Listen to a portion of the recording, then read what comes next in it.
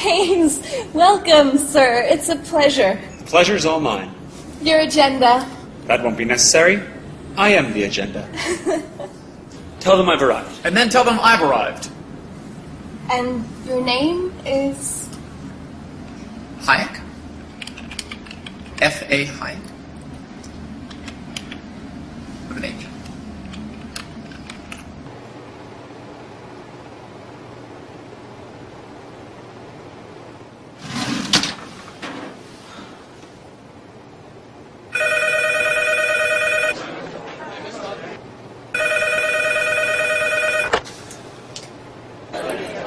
Freddie.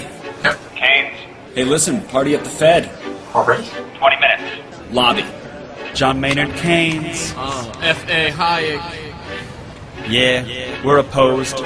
We oppose each other philosophically. In the same studio. We've been going back and forth for a century. I want to steer markets. I want them set free. There's a boom and bust cycle and good reason to fear it. Play low interest rates. It's the animal spirits. John Maynard Keynes wrote the book on modern macro. The man you need when the economy's off track. Depression, recession, now your question's in session. Have a seat and I'll school you in one simple lesson. Boom, 1929, the big crash. We didn't bounce back, economy's in the trash. Persistent unemployment, the result of sticky wages. Waiting for recovery, that's outrageous. I had a real plan, any fool can understand. The advice real simple, boost aggregate demand. C-I-G, altogether gets to Y. Keep that total growing, watch the economy fly. We've been going back and forth for a century. I want to steer markets. I want them set free. There's a boom and bust cycle and good reason to fear it. Play low interest rates. It's the animal spirit. You see, it's all about spending. Hear the register cha-ching.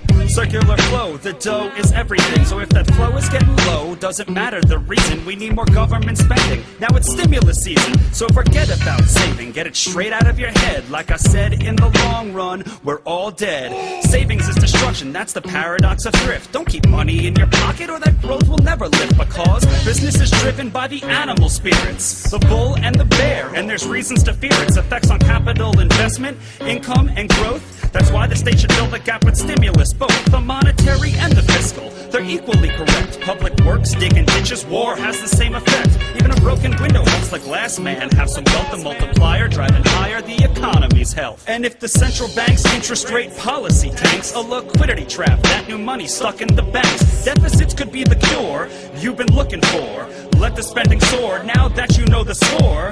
My general theories made quite an impression. Revolution! I transformed the econ profession. You know me, modesty, still I'm taking a bow. So say it loud and say it proud, we're all Keynesians now. We've been going back and forth for a century. I want to steer markets. I want them set free. There's a boom and bust cycle and good reason to fear it. I made my case, Freddie H. Listen up, can you hear it? I'll begin in broad strokes, just like my friend Keynes. His theory conceals the mechanics to change. That simple equation, too much aggregation, ignores human action and motivation. Yet it continues as a justification for bailouts, payoffs by polls with machinations. You provide them with cover to sell us a free lunch. Then all that we're left with is debt and a bunch. If you're living high on that cheap credit hog, don't look for a cure from the hair of the dog.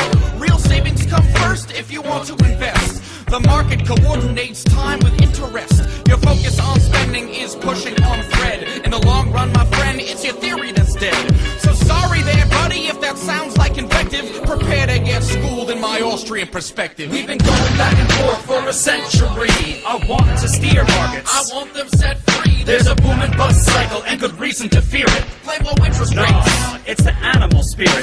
The place you should study isn't the bust, it's the boom that should make you feel leery. That's the thrust of my theory. The capital structure is key. Malinvestments wreck the economy. The boom gets started with an expansion of credit. The Fed sets rates low. Are you starting to get it? That new money is confused for real loanable funds, but it's just inflation that's driving the ones who invest in new projects like housing construction. The boom plants the seeds for its future destruction. The savings aren't real, consumption's up too, and the grasping for resources reveals there's too few. So the boom turns to bust as the interest rates rise. Where the cost of production price signals relies. The boom was a binge, that's a matter of fact. Now it's devalued capital that makes up the slack. Whether it's the late 20s or 2005, booming bad investments seems like they'd thrive. You must save to invest. Don't use the printing press, or a bus will surely follow, an economy depressed. Your so-called stimulus will make things worse. Just more of the same, more incentives perverse. And that credit crunch ain't a liquidity trap, just a broke banking system. I'm done, that's a wrap. We've been going back and forth for a century. I want to steer markets. I want them set free. There's a boom and bust cycle and good reason to fear it. Blame low interest No, rates. it's the animal spirit. The ideas of economists and political philosophers, both when they are right and when they are wrong, are more powerful than is commonly understood. Indeed, the world is ruled by little else. Practical men who believe themselves to be quite exempt from any intellectual influence are usually the slaves of some defunct economist. The curious task of economics is to demonstrate to men how little they really know about what they imagine they can design. They've been going back and forth for a century.